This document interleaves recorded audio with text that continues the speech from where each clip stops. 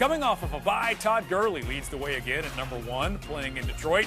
Fabs, you were put to the test this week with no Melvin Gordon to lean on at number 2. That's where you have Kareem Hunt and Zeke rounding out your top 5. Now let's talk about a few more running backs who could have sweet games behind their O-lines, and it's one of the guys filling in for Melvin Gordon. Yeah, and that's Austin Eckler. If you handcuffed Gordon with Eckler, you're smiling. I know he's not going to put up Gordon-like numbers, but this is a good matchup. You know, the Steelers have allowed 6 touchdowns to running backs since week 9, and Eckler's a playmaker. He's averaging almost 6 yards a carry and 1.3 fantasy points per touch this season, so if you got him, start him. As a fantasy manager for number 30, I think Philip Lindsay is making Terrell Davis proud. Man, he looks so good. He's been a stardom of mine over the last 2 weeks. Start him again. You know, Mark, he's got a better matchup than he's had in his last couple of games. The Bengals are awful right now. They've allowed 7 touchdowns and the most fantasy points to running backs since week 9. Imagine if this dude got more than like 12 or 13 carries a game. He'd be putting up huge numbers. From anywhere on the field.